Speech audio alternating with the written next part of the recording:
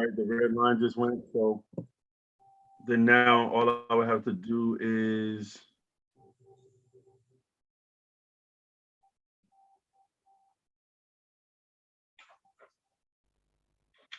all right, you on live. Let me exit out this and then to the all right, the red line just went. So the Zoom screen. And now all I would have to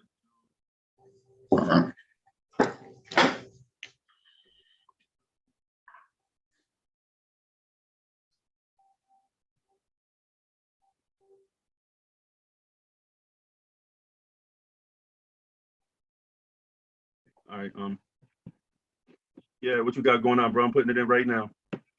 Give me 1 second. I'm not doing too much. Is trying to get my mind together.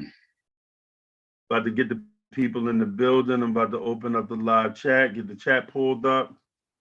I don't know if this computer moving slow tonight. Is this Zoom? Let me try this. All right, boom.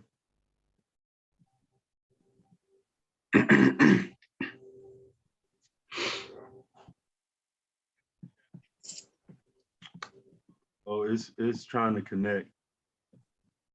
It takes a few minutes.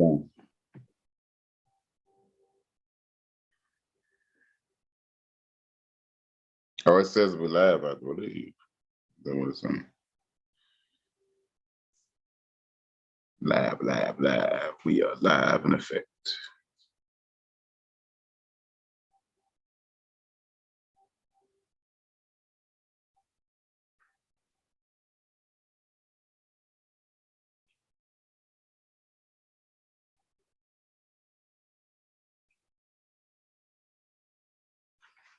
I think we in the building. There we go. Yes, We live. Chat pulled up. Got the brother Abel Ausare Akim Anu. Here to actually talk about this Nuwaubu for the streets. So we spoke earlier about certain things that we talk about concerning the brothers in the streets and the gangs. Can you get people a little bit of history about yourself? Well, a little bit about myself. Memphis, Tennessean. Came up through the gangs. Be honest. Information. People always say things saved them, but information saved me. Because to be aware is to be alive. And when you're not aware, you're pretty much dead, in a sense. Right. I came through growth and development gangster disciple. A lot of teachings of gangster growth and development was teaching you to be an outstanding member, a stand-up righteous man. And I gained a lot of aspects from the good and the bad that comes with it. But what I always know is we need unity. We always need unity. And as a child, I always felt like a rite of passage, because most societies, or I should say groups of people, cultures, have a rite of passage for young boys. And most of our young melanated men or young melanated guys, we don't have a rite of passage. So our rite of passage was through the dominance that we seen through the guys that ran the streets. Either was it community projects they were doing, the love that was shown amongst them, or even the helping amongst one another, or even the money being made. A lot for everybody's a little bit different. But for the mass majority of us young Black men, or especially the ones from the ages of 13 to 18, they usually tend to look towards whatever's dominance running their community. So in my community, it was growth and development, gangster disciple. Okay. So tell the brothers and sisters how you actually discovered Nuwaubu and like what brought you to the way of life of the Nuwaubians. Well, with Nuwaubu, it resonated with me. For one, I've been on my my path for about 10 years. trying to just rediscover and get the truth, you know, searching for pretty much what I like to call ground truth or root truth, because, you know, everything has an origin. So I was going through the origins of all the religions, trying to resurface all the things, just trying to get to the ground roots of everything. And everything led to come to the understanding of Anu. And when I learned about Anu, and I was given these synchronicities, I also came to understanding that who has this information. It was instantly Malachi. I heard the name Malachi. I heard the name Malachi Z several times, but it was through Anu Elion Elion El that I actually received from the will of Anu. That's how I got the information to steer myself to Malachi. And everything Malachi pretty much touched on basically was what I was groomed to my whole life. And I didn't even know it. It's like I already was Nuwaubu and I never even met a Nuwaubu. Mm. So being in the streets, you know, and being a part of the, you know, growth and development movement, you know, for brothers and sisters or whatever that's still a part of that, you know, maybe looking for something a little bit more like what we're into as being Nuwaubians, what do you think could be a good way to get their interest peaked? Well, to be honest, the interest has always been through entertainment, sports, music, pretty much outlets that we use in our neighborhoods to make ourselves feel better in low impoverished areas, even in areas that's not so low impoverished, maybe middle class or maybe upper class. But those things pretty much generate and vibrate amongst all of us. So I believe if we take those pieces and we bring them to the right people, because they have to have an open mind for one, like I had an open mind to willing to learn, because it's always something to learn. Okay. So Nuwaubu, as it was given to us by the master teacher, and you know, Baba, you know, back when he was actually teaching from the start to all the way to the time of his abduction, that particular method that he used to disseminate the teachings, um, how do you feel that that relates to giving it to the brothers and sisters that's still in the, I'm gonna call it tribalism, instead of calling it a gang, because it's definitely a tribe. That method of teaching, as opposed to, you know, the way that you actually learn in the gang. Can you elaborate on the differences and what we might can do to structure it in a way to make them more acceptable of it, as far as the teaching method of it? Right, right. People don't really read books like that anymore, and a lot of youth may see that as a method of basically taking them back to school. It doesn't come across as appealing, excuse me, in that way. So I want you to elaborate a little bit on, you know, maybe a method that would be more appealing, but still keeping the staying true to actually the teachings and, you know, the way that it was given to us by the master teacher. Well, proactive, productive, political community. Usually most of the, well, let me say this first, because by being from the GD community, I've been amongst a lot of different guys. Like I have friends in Black Peace Stone, I have friends with Bloods, I have friends with Crips. So I'm friends across all the boards. So it's like I said, it's really about the minds, how we meet. That's how I judge a man, by his mind, not by his tribe.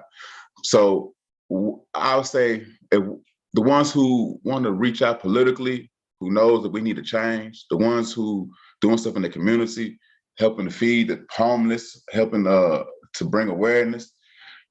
Those are pretty much the guys, you know, that pretty much really power generate, you know what I'm saying, or pretty much resonate with one another, with us. I also feel like if we take the time, I'm gonna say take the time. I feel like if in this state of mind that we're in, a lot of us are stuck into like a trance. So they have to really be awakened, or when I'm about awakened, they have to really be shooken. So it's all about the approach. What the approach of that Nuwaubu took upon me was the schools, the different school of thoughts.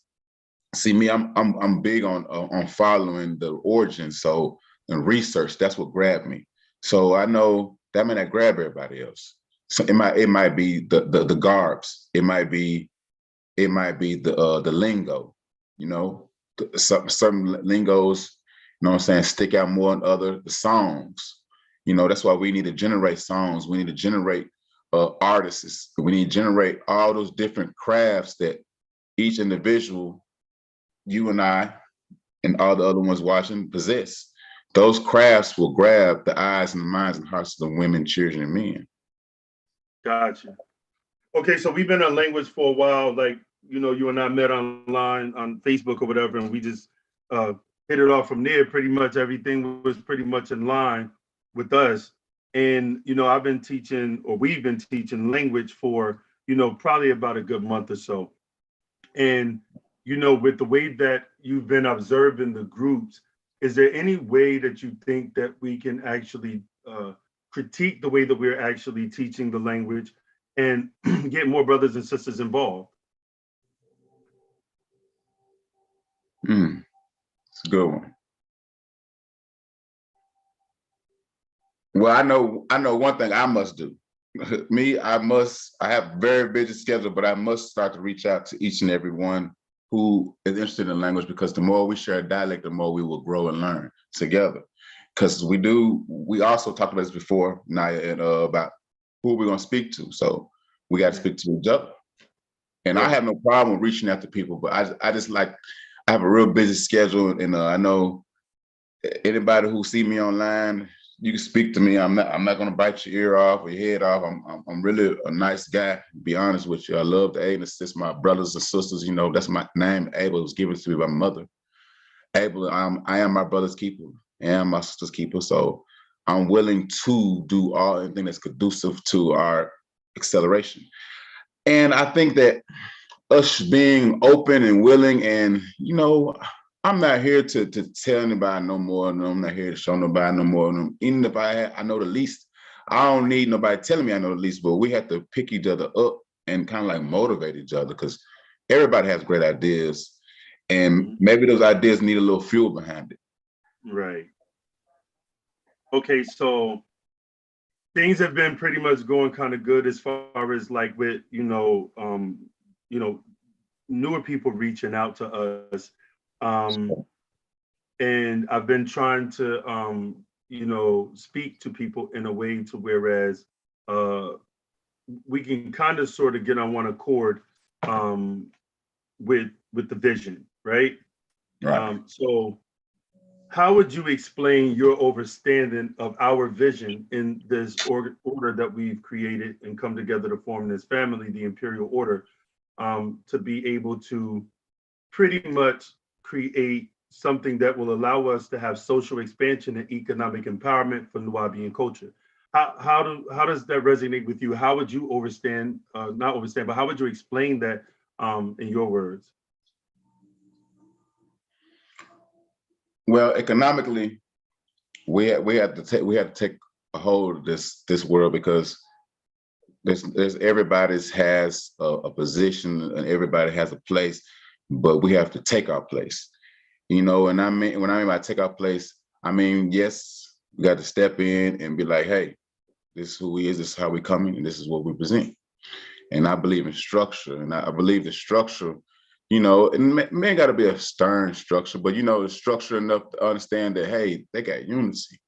People love, everybody love to see a big family. It's beautiful when you see a big family come together and thrive. So I really truly believe that if we focus on our individual crafts, like I'm also learning more about agriculture. Anybody who knows anything about agriculture, reach out to me. You know, we can do things like that. If we build amongst ourselves a thriving economic system and keep our money in our community, more than what the surveys say. The surveys always give us like the lowest circulation of money amongst our melanated people. Our money stays in our neighborhood probably maybe 4 to 5 hours. We can't even keep it for a week. So that's what we need to work on, self-generating our funds, trades. If somebody know how to make clothes and stuff like that, I'm always interested in all those different things. And I know there's plenty of others out there. If we can just reach out even on the lives and just, let people know what you're doing. So, somebody can reach out to you, because right now I'm looking for somebody to do some artwork for me. I had 2 artists supposed to do some artwork for me. One is going through a lot of medical attention, and the other one's going through a lot of hard times. So I guess they don't have enough time for me, but it's always funds and cash being made everywhere. Like I tell people when they see me, I say, you either see me come and make some money, or you see me coming to get some money. So it's always a good thing. Yeah. When you see me.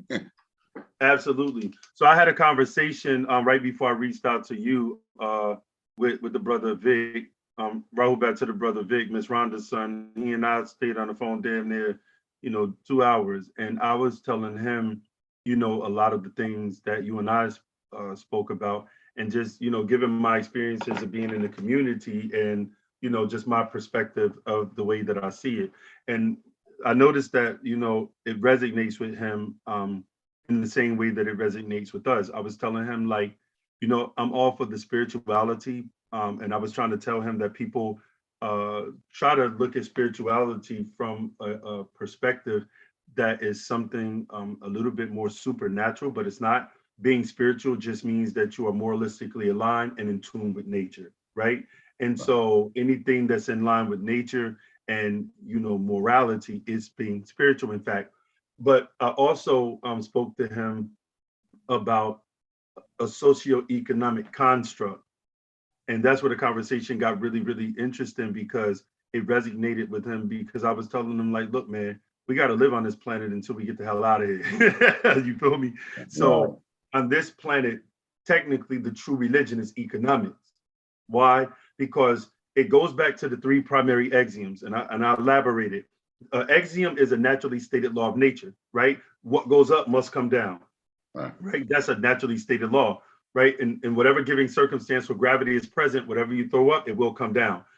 So you have 3 primary biological laws of nature, or 3 primary axioms. The first one is the number 1 dynamic principle of existence is survive, right? That means that everything that exists is here to ultimately achieve survival. The ultimate success of that is immortality. The ultimate failure of the dynamic survive is death.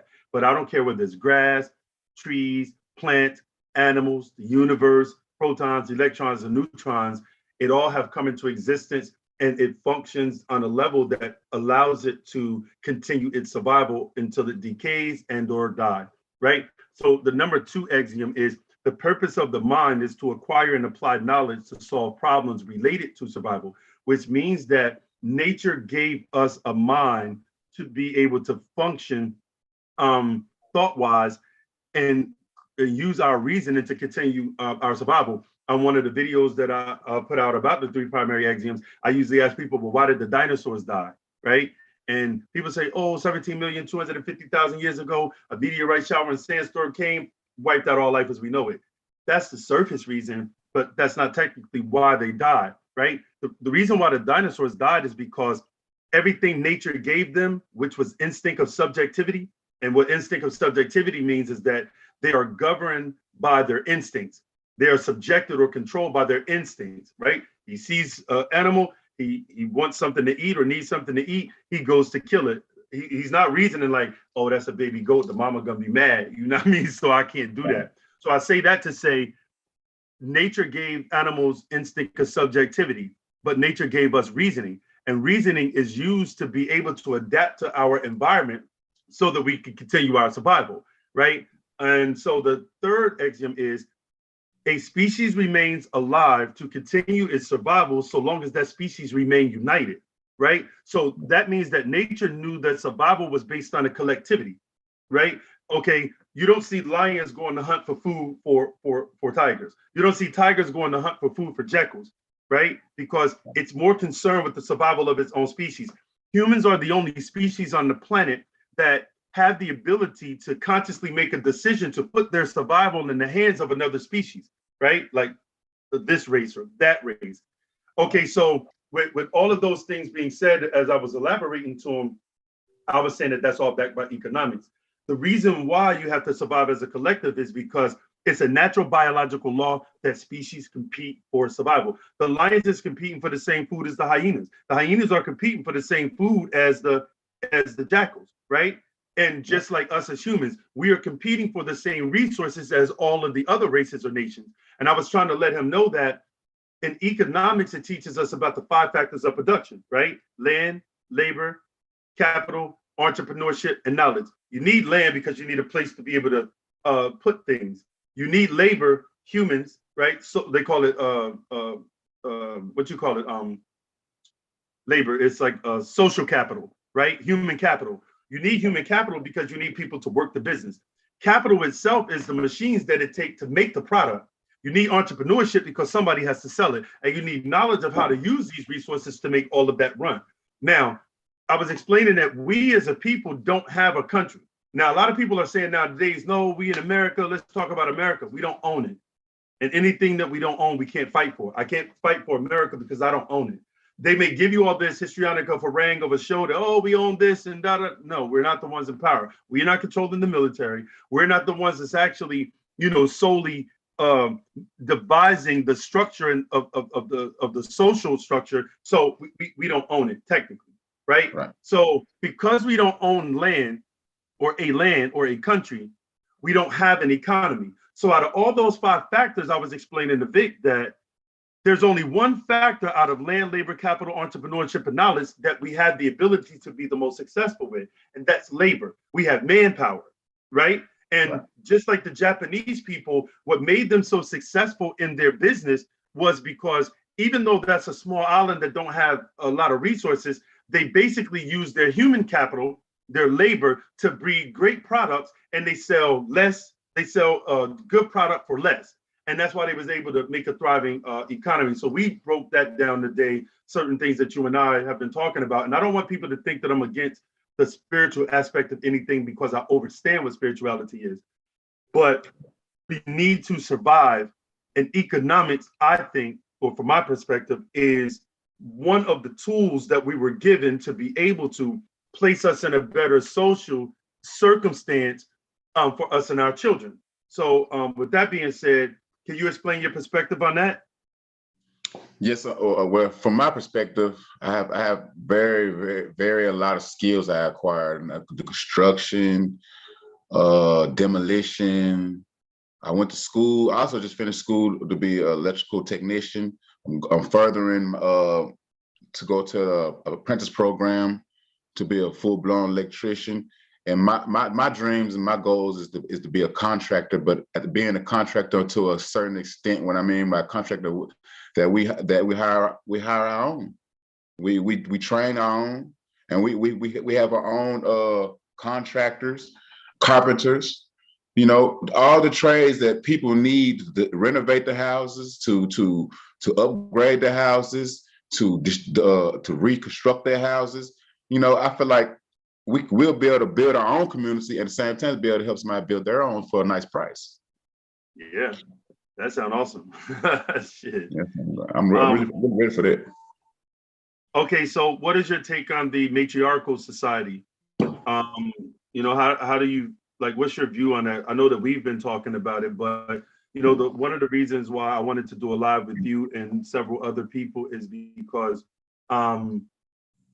I think it's very important that people get to view people who are really active in actually building all this stuff, because a lot of people are, very great speakers and, they do a lot of great work as far as like educating people, but you never really get to hear from the grassroots a lot, the perspective of the people that's actually, out here every day trying to make this stuff happen. So anyways, we've been talking about the matriarchal society, you and I both, and along with a lot of the other divine feminines. And I wanted you just to explain your perspective on that. Well, I believe it's a great thing because, for one, women cultivate their mate, their children. They try to make sure that they're all together and all in one. So and most time in the system, we already experienced it through the patriarchal system, that it's all about self, me, I, how much I can do, how much I can get. And women, they pretty much put together a better understanding of who's going to be for us, who's going to help us, who's going to be the one who's going to basically come do the work. And I believe, well, I don't believe, I know that with the right balanced minded group of women, that we can go many places, because we already experienced all the stuff with all these guys. These folks are gonna get this power. They want to step on toes. They want to ride the brains.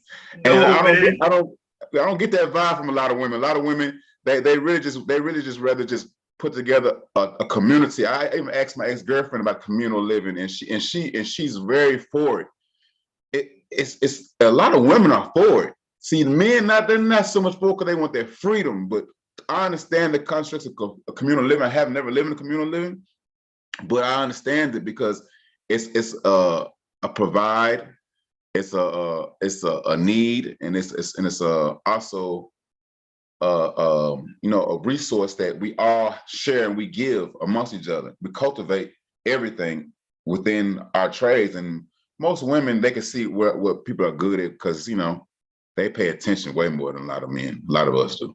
Yeah. They have a very keen sense of perception. Their intuition, a lot of times, beyond point. So I was also speaking with the brothers and sisters about the structure of the foundation of Nuwaubu Tanwi, and you've had a chance to view it. The brother Vic, he loved it.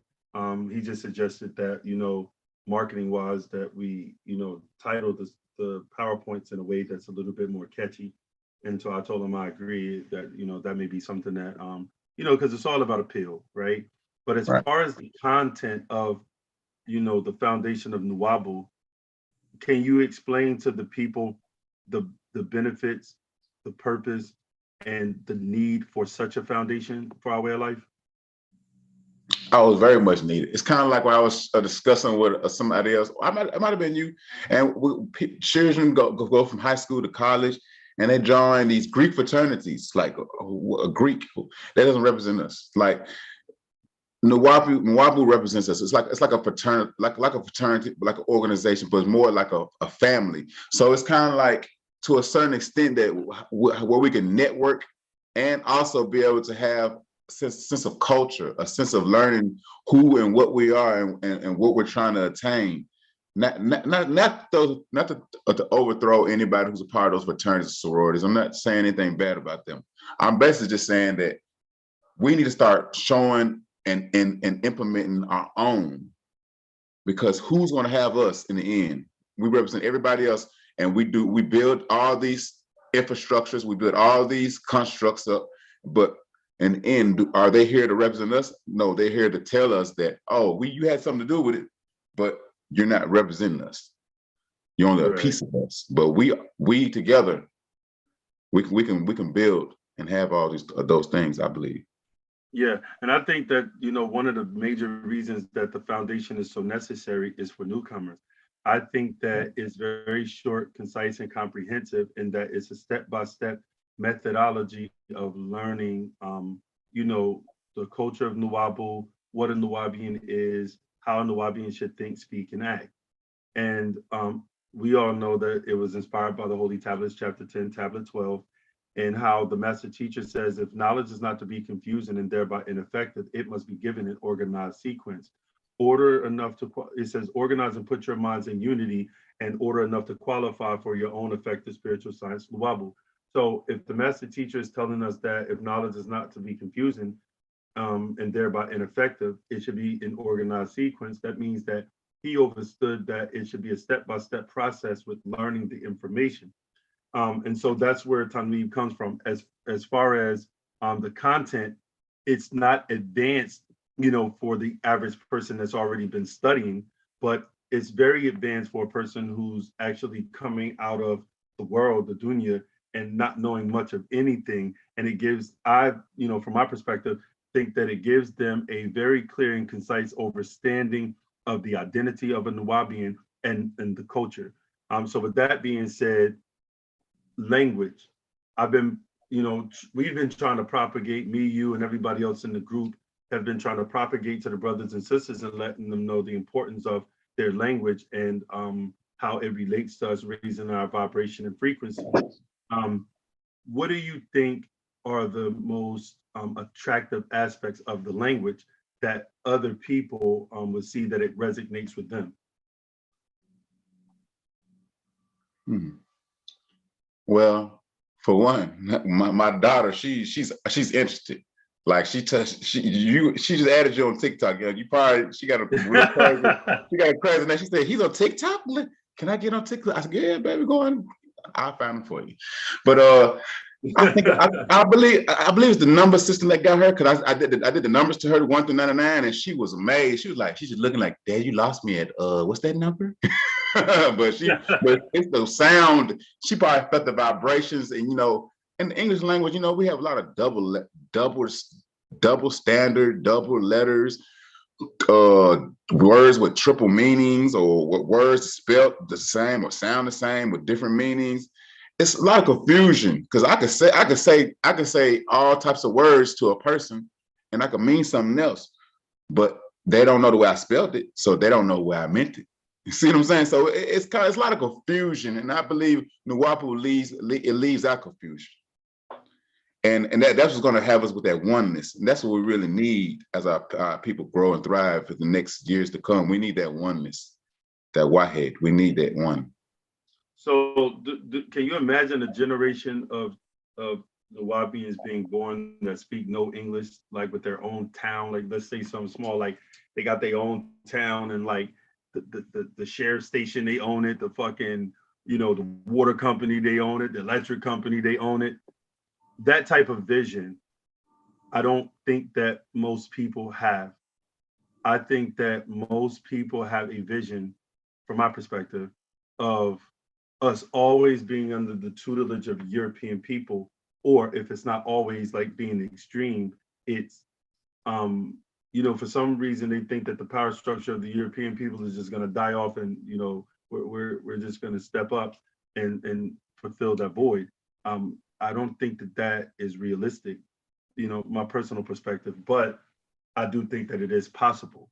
So I'm not ruling it out, right? But I'm just saying, there's never been a time to whereas the oppressed became unoppressed, all because the oppressor just, decided to have a change of heart and stop oppressing.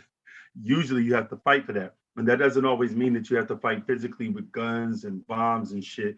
It could be legally through law, right? You get enough people supporting the laws to be changed, and then the laws change to the favor of the oppressed people, and they have a better existence within inside of that social structure.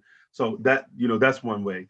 But I think from my perspective that one day, there will be a group of children that are born with the structure of Nuwaubu. I'm talking about, the teachings of the master teacher, where it's in droves. Because I noticed that as long as the doctrine or ideology or protocols of Nuwaubu has been in existence, it still has not reached its full potential with members. Although there's a lot of people who, practice the spiritual science of Nuwaubu, they have more gang members than Nuwaubians. You feel me? Like the GDs got more soldiers than we got.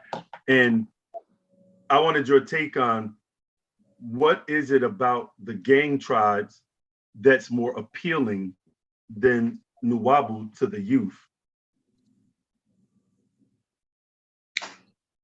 Well, when I was coming up, it was more like the unity, the certain dress styles, the lingo, and hand signs.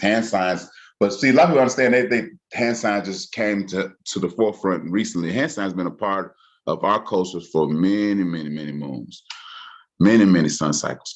Because hand signs, they talk about them in a lot of different other religious groups. And you see them in chakra signs. You see them in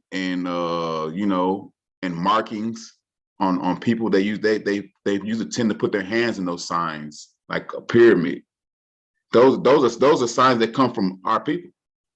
So we lost or forgotten the power that generates. Like, I was talking to this several years ago when I probably like 18, probably 17, and when we used to wear 6-point stars, and it's like we used to feel something. And I used to ask somebody like, man, you feel that? He's like, yeah, man, it's like it's giving power or something. But it has power to it, as is above, so below. It also has many other meanings too. So it's power that's generated through those signs, and every sign. So we have to choose the right signs and symbols that represent us, and also let people know that we're outstanding people. You know, like we're not coming to be a gang. We're coming to pull our children out the gangs. We're coming to bring our children back to tribal living, unified living, assured living, love and unity. Looking out for my brother, looking out for my sister, being able to show that I will not let you destroy her because you think she's alone. She is not alone. She's with me. Just because you don't see us walking together, I mean, we're two different people. No, that's right. Okay, so bookstore versus school. So I've been, speaking with various different brothers and sisters, within inside of our community, the little small community that we do have, and telling them, asking their take on actually building a actual school, like with our own curriculum made out of the holy tablets. Also, the holy tablets, I'm translating it now into all Nuwaubu, no English. And then I've reached out to certain people who have the ability for curriculum development, and they have agreed to make a curriculum from pre-K all the way up to a PhD program. So if you want to get a certificate in Nuwaubu, you can. If you wanted to get an associate's degree in Nuwaubu, you can. If you want to get a bachelor's, master's, PhD, we'll have that available. But my personal perspective is there should have been more schools open than bookstores. And I'm not knocking the bookstores. That's not what I'm saying. I think that the school would have been a more powerful method of reaching people, because we could have easily just given them the education and the training of, all the information, plus the actual culture, the etiquettes, and so on and so forth. What do you think about that, the Nuwaubian school? I'm very much for it. The gap between poverty and middle class and the 1%, or the people who consider themselves wealthy, is education. Education bridges the gap. That's why they have taken a lot of those classes from technical classes, economical classes, in the public programs. They don't have them no more. Like, my child goes to a charter school. I mean, it's just like a public school, but it's a little more different. It's more like what we're trying to do, basically have our own school. So the charter school is pretty much founded by a group of people. It might be church members. It might be neighborhood leaders. It could be alumni from your local college. And they come together and make a charter school, and the education of the school and the curriculum is going to be the standards of the state, but it's going to have a higher demeanor, a higher requirement, because of the actual programs and the protocols that they put in place. So by us being able to utilize what Malachi Z. York has left behind, and be able to also input a lot of the standards that was in the scrolls and apply them and get those to the children, it will help bring forth a glorious group of people, which we are, and we will uprise. And basically, just I see us doing for our own and doing for ourselves. I like to be self-sufficient. I do everything myself. I'm a single father. I work for myself. I got my own house. Like, I do everything myself. So I don't see why we can't do it in multitudes. I can't see why we can't breed this amongst our young men and our young women, and why we can't do it together. Not just I don't want to be by myself just for per se and everybody. So I'm saying, like, why can't we do this as groups and couples, or a society or community? Okay. So do you think that the actual school is necessary? Yes, very much. I was speaking also to Miss Rhonda um, about the same thing, and I was telling Ms. Rhonda today that a school is the most powerfulest thing that we could ever create because we can educate people in a very strategic and systematic way and train them to be um, at their highest capabilities, right? Right. Now, the reason why I say bookstore versus school is because if, at the bookstores, they actually do educate people. We used to do the Q&A, right? Knowledge classes, right? But an actual curriculum of the teachings would have, from my perspective, a greater effect on the minds of the people. And in so many countries where our people are at that are lacking education, that we can fulfill that void, from my perspective. So that's definitely one of my goals before I make a transition from this life is to set in motion a conglomerate of schools all over the world. And I know for some people, they say that's a very gargantuan goal, but I think it's possible. It's realistic in our lifetime. And I think that the educational structure is psychological terrorism over here for our children, because if the first impression you get of yourself is with chains around your neck, then that can actually have an adverse effect on your potential and where you fit in the scheme of things in the social structure that we live in. You understand? And I think that self-esteem issues are birthed from the educational system, as well as because the English language is not our native language. I mean, for those that was born in America, of course, that particular aspect of it made it your negative language. But from where we actually come from, our language vibrates on certain tones and frequencies that links us in with the planet to keep us in harmony with with nature. And I don't think that the educational structure being taught in the way that it's being taught and in the language that is being taught allows us to actually reach our full potential. What is your take on the American school system, bro? Well, I was watching something on CNN a couple years ago with this lady she's in DC. She's came, it might be Maryland. It's one of the North states. And she was basically coming to reconstruct the public school system, and how poor it was doing, how they're closing so many schools. And she was trying to see, she basically trying to renovate the whole process. And I understand why the schools are failing to a certain extent, because they're taking so much curriculum out. People see no need for them. They feel like, okay, I can go make this same amount of money and drop out of school in ninth grade and go make $20-something in the warehouse, or make $15. Well, they hadn't factored all the possibilities in, the children, the inflation, the ups and downs and life gives you, So I think with a better education, we'll be able to utilize this mathematical side of us. And ancient scripts show that most African societies used to teach their children geometry, mathematics, science, astronomy.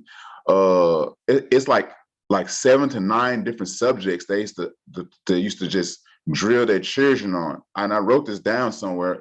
But it's been a while since I did my research on it. But I truly believe if we can reconstruct like an educational system for the children to grow and to produce, it would be a wonderful thing. Because I'm a scientist and a mathematician, because I have to be one, because that's what electrical technicians and electricians do. We have to be good at cross multiplying, polynomials, algebra, some calculus. It depends how far you go deep in. If you're working with magnets and understand how to generate power and how the rotors work, and how to generate natural power with the water and with the relays and with everything kind of meshed together, and it all comes back to science. Because my first day in class, I'm a little older. I ain't that I'm about 37 years old. But when I started class, I was 35. So the first thing they put us on is the periodic table. So it's like science. But I always was good at science and math. So I feel like those subjects are lacking in our community. Like the children, they like the experiments, and I think we need more hands-on approaches. And with our community will be more hands-on instead of just giving it to some random person to, hey, collect the check.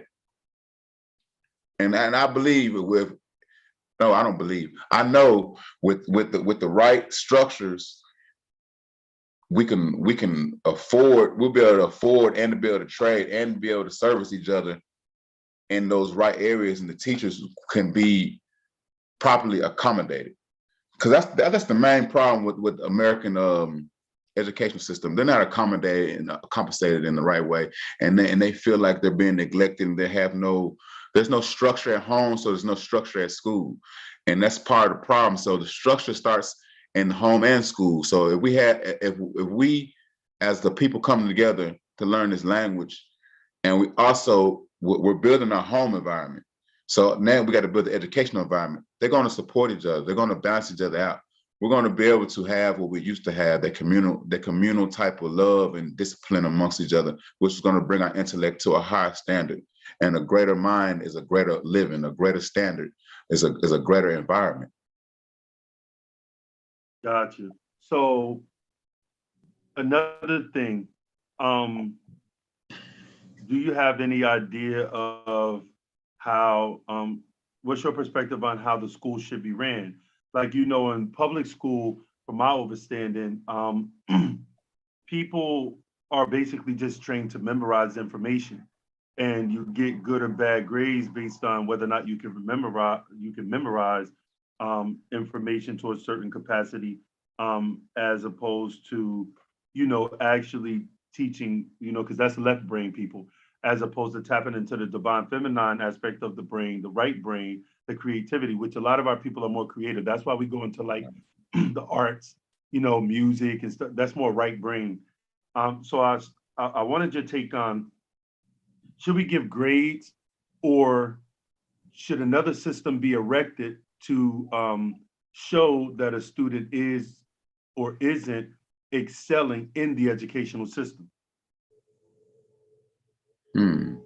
Well, I believe there's always a standard in every educational or group of growing scholars.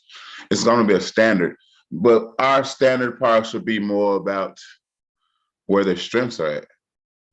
Because where their strengths at, that's where we're gonna push them towards to grow. Because 9 times 10, when they're strong there, they probably like it there too.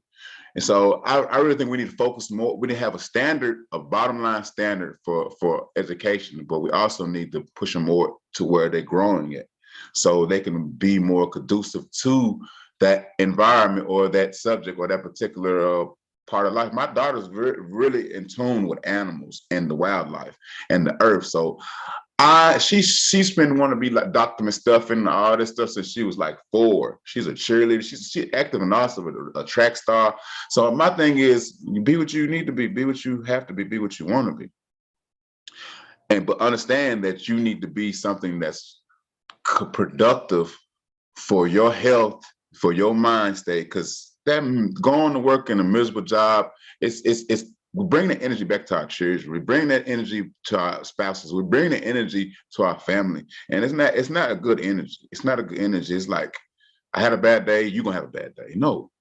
And so I really feel like if we can push them and where the strengths at, she might want to work with animals.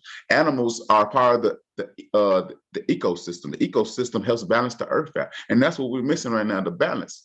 We're missing the balance as individuals. We're missing the balance in our environment. We're missing the balance in so many different aspects. If those children will excel in where their heart lies, I'm sure because one thing about it, them vibrations, they change the minds of the people. People, I think, everybody want to be a rapper. Yeah, that's because they vibrating on English and all that negativity and all this money and all this stuff. Those things are partially important, but they're not the whole soul importance of everything. Because Would they, like they say, what is it for a man to gain the world and lose his soul? So you're gaining all this money, but you're still lonely. You're gaining all this money and you're still missing something. You don't know what you're missing. So that's where the wickedness come in, because you're trying to fill that void. So the void is happiness, love, ashuk. Okay. So another thing that I wanted you to elaborate on is, do you believe that they'll ever, or from your perspective, do you believe that we'll ever get to a point to whereas we will have our own country as Nuwaubians? That was a conversation that came up earlier. And or do you feel like that's necessary to actually want, being as though everybody now, I'm not going to say everybody, but there is a class of us in the conscious community that just feel like America is it, and we should want this or build from here. Well, I can't say that I believe that this is where we're supposed to be, or where we're supposed to be. I just know we got to take one day at a time. You know, start with a neighborhood, start with a town, start with a city. You know, we can gradually build it up, or like we could take on those different mindsets and those roles. But I really truly feel like where we at now, if we build on unity, and when I mean unity, I'm talking about our children being sheriffs, they're being the actual doctors of the neighborhoods, the actual community activists of the neighborhoods and our communities. That will pretty much start a domino effect. And I'm not saying like it has to happen all in one exact place. It could happen in 4 or 5 places simultaneously. Because guess what? When we awake and when we stand up, we're gonna stand up. I truly believe it. I feel it. I feel us. I feel us coming together. I feel the vibrations in due time. All right, brother. Well, I'm gonna go ahead and say to the chat, that's the brother Abe, giving his perspective on Nuwaubu for the streets. He gave us some intelligent dialogue, man. I enjoyed this. We got to get you back up here for a part 2.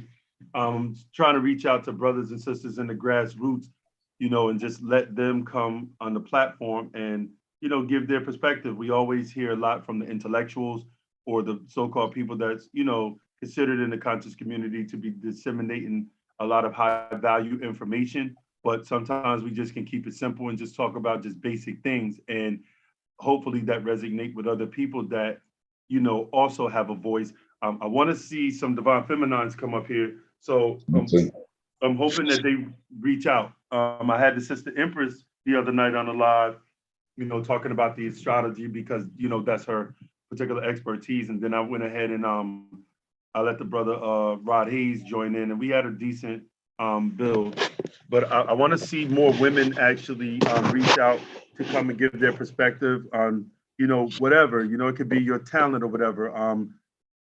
Something that you feel like you have to offer your people. Just, you know, I think that this platform would be great for that. I'm looking to evolve this into an actual literal media, like where we can actually do not movies, but like news and, you know, have people do all kind of things that you would do on a regular TV show. You know what I mean? Evolve it to where it's universal. That's why I came up with the name Non-Nation Media. Not just so much about knowledge, but we want to still keep it in the you know, conscious community type aspect, but also other helpful things that relate to knowledge. Like a sister might, you know, have recipes on, you know, health food that she want to show. I want to be able to get her while she cooking and, you know, show us how we can eat better and the things that she used and how she prepare foods, you know, that are more conducive to us being more healthy people. But anything. So with that being said, like, share, subscribe. Please share the video, family. And we'll see y'all next time. Wadu. Wadu.